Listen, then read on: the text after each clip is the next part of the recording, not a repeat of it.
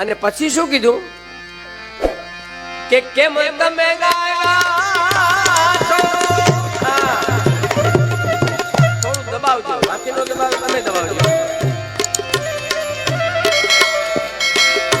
કેમ તમે ગાયા છો?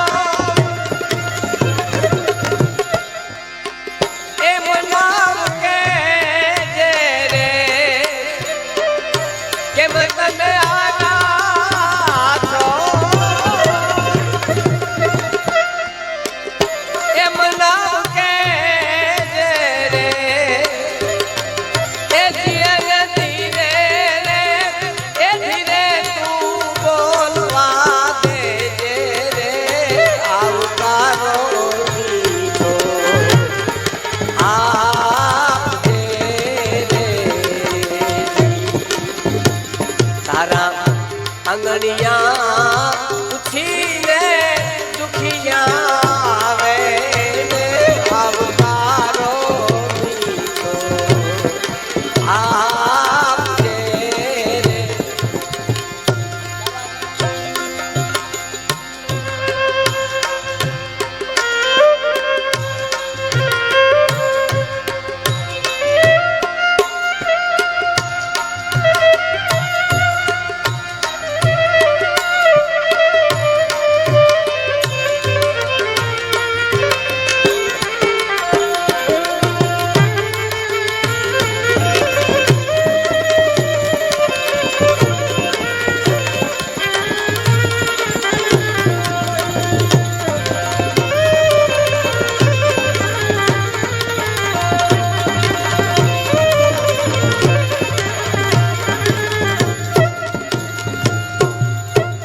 કેમ તમે આવ્યા છો એમ નવ કેજે એને ધીરે ધીરે બોલ. દુઃખનો મારો માણસ આવ્યો હોય ને એને તમારે ઉતાવળ ન કરે, એને બોલવાનો વખત આપવો જોઈએ સાહેબ. એને ધીરે ધીરે બોલવા દેજે. સંસ્કારને આવતા પેઢીયું લાગે અને સંસ્કારને જાતા પેઢીયું લાગે સાહેબ. ફરી વાર સાંભળજો મિત્રો, સંસ્કારને આવતા પેઢીયું લાગે અને સંસ્કારને જાતા. સંસ્કાર એવી કોઈ એવી વસ્તુ નથી કે જે 2 વર્ષમાં આવીને 3 વર્ષમાં વહી જાય. સંસ્કાર સંપત્તિનું બને લ્યો દિયેજ મેં મને તમને લોટરીની ટિકિટ લાગી જાય કરોડપતિ થઈ જાય ને બીજે શેર બજારમાં ડૂબી જાય પણ રોડપતિ થઈ જાય. સંસ્કારમાં એવું નથી. સંસ્કારને આવતા પેઢીયું લાગે અને સંસ્કારને આ દેશ ભારત સંસ્કારનો દેશ છે સાહેબ. આ ઋષિ મુનિઓનો દેશ છે, આ ત્યાગીઓનો દેશ છે. આ ભૌતિક સુખનો દેશ છે જ નહીં સાહેબ. આપણો આ દેશ અદ્ભુત છે. આ સંસ્કૃતિ જીવવા જેવી છે સાહેબ. હા, તમને ભૂખ લાગે ને ખાવા બેહો ને કોઈ ભૂખું માને આવીને થાળી અંબાવી દો તો ઈ ધરાઈ રહે એની પહેલા તમે ધરાઈ રહ્યો સાહેબ. અખતરો કરજો તમે. અંદરથી મેં તમને કીધું અંદરથી આવે છે. સંસ્કારને આવતા પેઢીયું લાગે, સંસ્કારને જાતા પેઢીયું લાગે. સંસ્કાર એવું નથી કે રાતોરાત આવીને રાતોરાત સંસ્કાર વ્યા જાય. સંપત્તિમાં બને. એક જણાને એટલું કીધું કે 100 રૂપિયા ઉછી ના હોય તો દો ને. તો કે હું તમને બરાબર ઓળખતો નથી. તો ઓળખે કોઈ ઉભા દેતું નથી. તમે મને ઓળખતા નથી ને ઓળખે કોઈ ઉભા દેતું નથી. પછી બીજે જઈને ગયો 100 રૂપિયા ઉછી ના દો ને. ઓલો દાતાર માણા હતો કે લઈ જાઓ. તો કે એમ કરો 50 રૂપિયા લઈ જાઓ અને 50 પછી લઈ જાઓ તો ચાલે. તો કે તમારી જેવી અનુકૂળતા. હા, 50 લઈ જાઓ 50 પછી લઈ જાઓ તો મને વાંધો નથી. એ 50 રૂપિયા લઈને વયો ગયો ને 6 મહિના સુધી દેવા ન આવ્યો. પછી ઓલે ગરદણી કીધું કે તમે 6 મહિના પહેલા 50 રૂપિયા લઈ ગયા તો દઈ જાઓ. તો ઓલો કે એમ તો નથી, મારા તમારી પાસે 50 રૂપિયા પડ્યા. હા હા હા, આના ઇતિહાસ નોરીએ સાહેબ.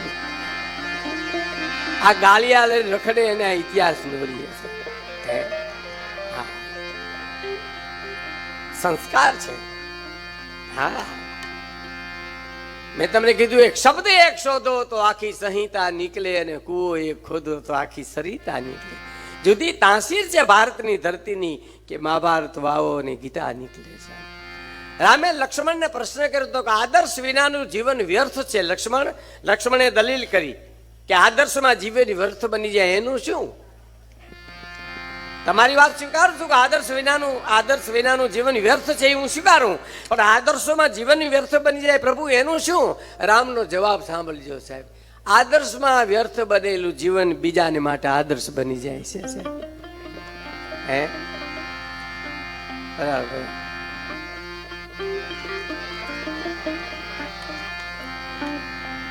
પધારો પધારો સાહેબ. જે કાંઈ અધિકારી ગણો જે આવ્યા છે, હું તો આ ચશ્મા ઉતારી નાખું એટલે ધબો નમા થઈ જાય, મને કાંઈ ખબર ન રહે. અને ચશ્મા ચડાવીને હું બોલી શકતો નથી. ચશ્મા હો તો મને કોક પીકડ્યો હોય એમ લાગે એમ જ્યાં, એટલે એ મારી નબળાઈ છે. એટલે જે પાછળથી મહાનુભાવ આવે છે એને હું પ્રણામ કરું છું, એને હું હૃદયથી આવકારું છું સાહેબ.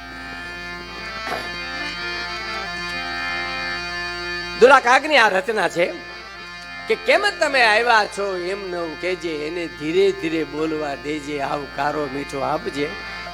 અને પછી શું કે છે કે વાતો એની સાંભળીને આડું નાવજો રે, વાતો એની સાંભળીને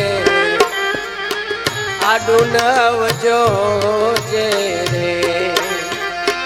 વાતો એની સાંભળી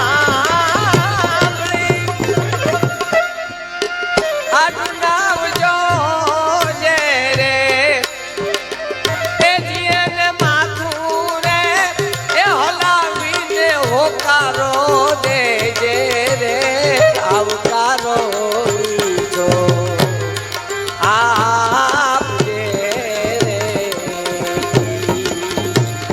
તારા આંગણિયા ઉઠીને દુખિયા વે એને આવકારો મીઠો આપજે, આવકારો મીઠો આપ. એને ધીરે ધીરે બોલવા દેજે સાહેબ. કોઈ પણની વેદનાની વાત તમારે સાંભળવી હોય ને તમારે બહુ ધીરજ રાખવી પડે. ધીરજ હશે તો જ તમારી પાસે અંતરની દુઃખની વેદનાની જે કાંઈ વાત કરવી છે તો કરશે. અને છેલ્લી કાઢીને પછી એક પ્રસંગ કહો આપને તમને, કારણ કે સમય મર્યાદા એવી છે કે અગાસીમાં ઘોડા દોડવા જેવી વાત છે.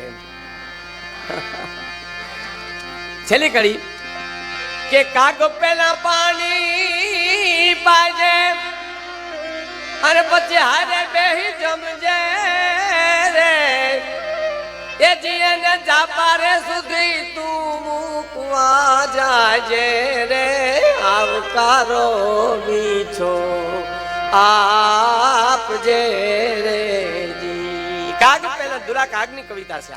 કાગ પેલા એને પાણી પાજે, પછી હારે બેહી જમજે અને પછી એને જાપા સુધી મૂકવા. જાપા સુધી એટલે બસ સ્ટેન્ડ સુધી, રેલવે સ્ટેશન સુધી. હું કામ મૂકવા જવાનું કારણ શું કે કંઈક મદદ લેવા આવ્યો છે, દુઃખનો માર્યો આવ્યો છે, કુટુંબની વચ્ચે કઈ ન હકે તો હાલ્યું ને બસ સ્ટેન્ડ સુધી મૂકવા જાવ. ત્યાં કેવું હશે તો કહેશે, મને વેદનાની વાત કરવી છે તો કરશે.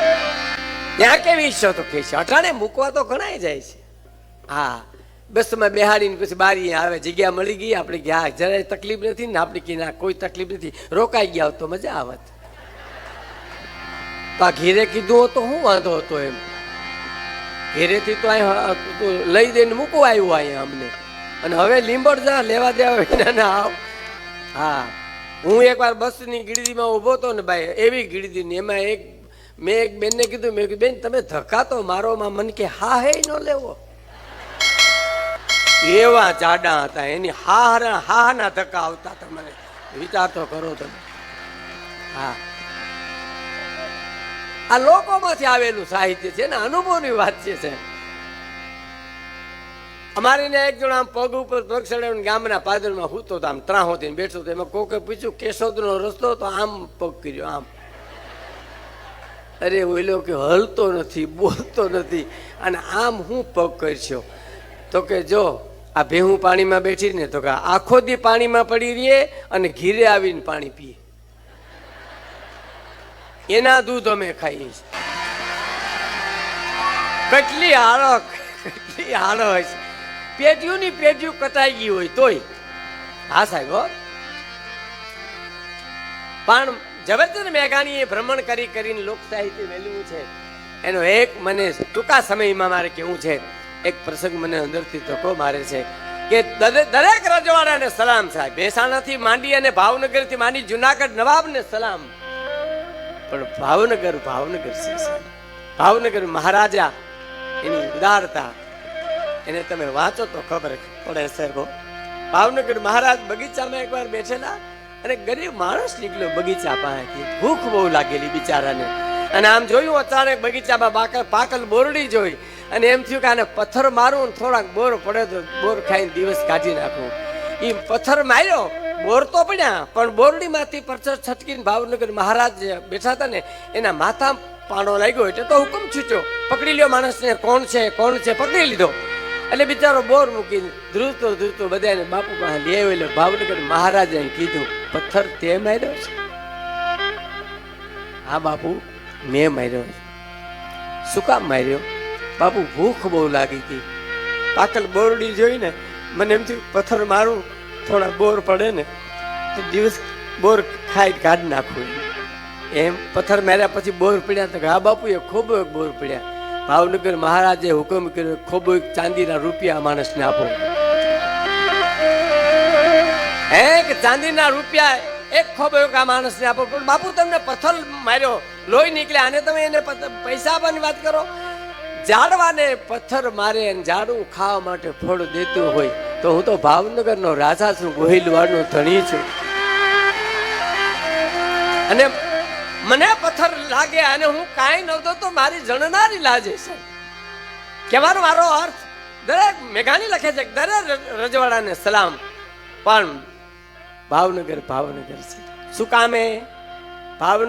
ભાવનગરના રાજમાં, એક જ રાજમાં એવો નિયમ હતો કે પ્રજાના ઘરમાં ચોરી થાય તો રાજ ચોરને પકડી દે. રાજથી ચોર નો પકડાય તો રાજ તરફથી ભરપાઈ કરવામાં આવે છે.